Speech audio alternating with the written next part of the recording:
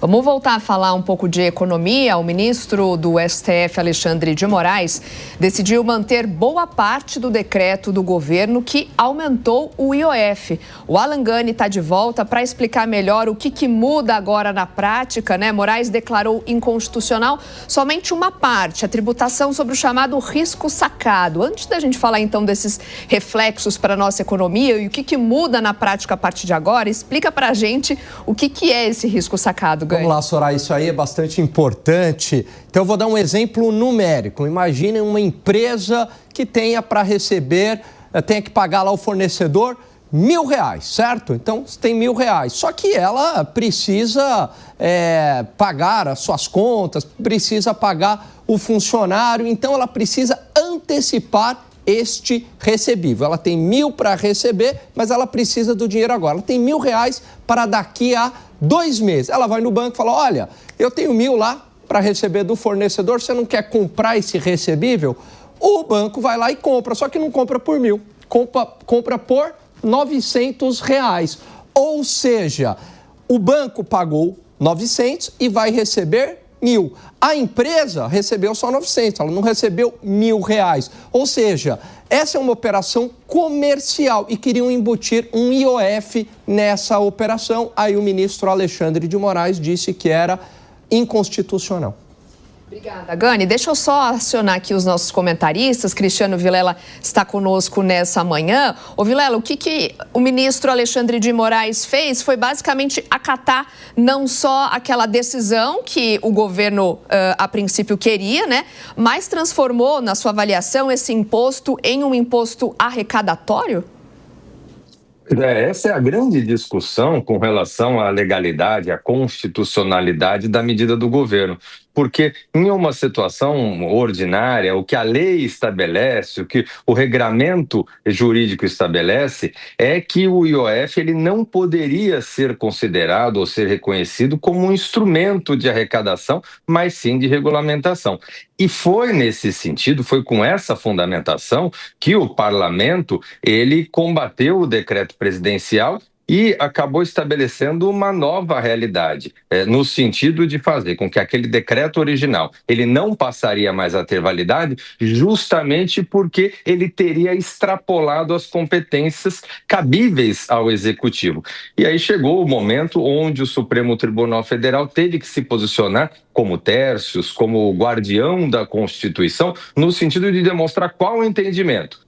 O entendimento correto é o entendimento do governo de que caberia, sim, é uma prerrogativa do governo estabelecer os patamares de IOF, ou que o fato de haver ali um vício de iniciativa, um vício de fundamentação, estabelecendo um caráter arrecadatório, de que isso iria ferir ou deveria ser considerado como ferindo a possibilidade do governo em estabelecer esse aumento do IOF. E foi justamente essa a interpretação que foi fundamentada, que ficou fundamentada no voto do ministro, na decisão do ministro Alexandre de Moraes. Então, a partir de agora, né, o entendimento que se tem com base nessa decisão monocrática do ministro, ele é no sentido de que vale a prerrogativa do governo em promover esse aumento do IOF.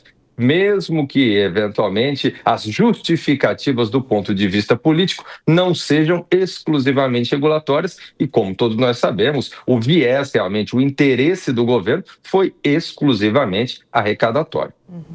Alan Gani segue aqui com a gente. Ô Gani, na prática, o que é que muda a partir dessa validação do decreto do governo por parte do Supremo Tribunal Federal?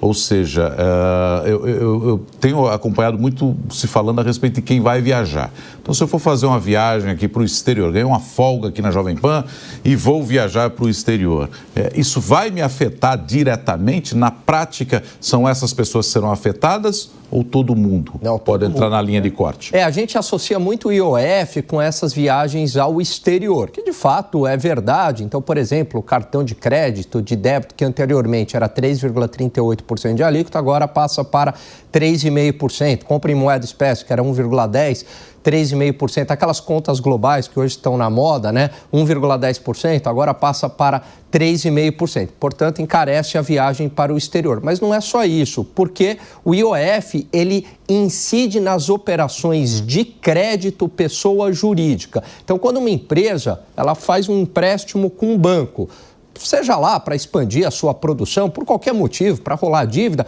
ela tomou um dinheiro emprestado do banco, esse empréstimo agora vem com um IOF, ela vai ter que pagar um IOF maior. E qual que é o problema? A empresa, evidentemente, vai repassar este aumento no preço das mercadorias ou reduz a sua atividade econômica. Então, há um impacto, sim, na atividade econômica, seja na redução da atividade econômica, porque encarece o crédito, seja num aumento do preço da mercadoria, porque a empresa acaba repassando.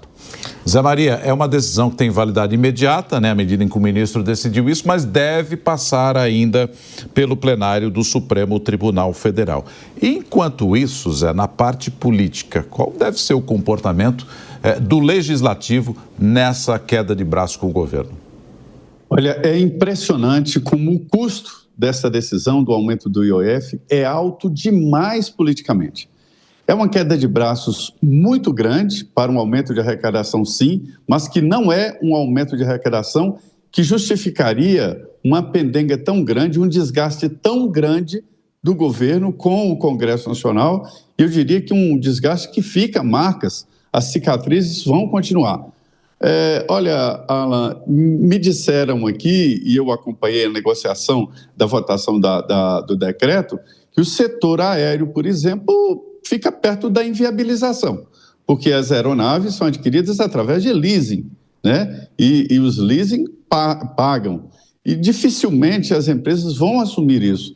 O empresário não paga imposto, ele transfere o imposto. Quem paga imposto é o consumidor final. Se o empresário pagar imposto, ele quebra, porque o imposto geralmente é maior do que o lucro, até para se ter uma ideia. Ou seja, o governo é um parceiro invisível de todas as empresas e fica com a maior parte do lucro, né? Então, não há como repassar, segundo as empresas disseram aqui no Congresso Nacional. O setor de turismo também será fortemente impactado.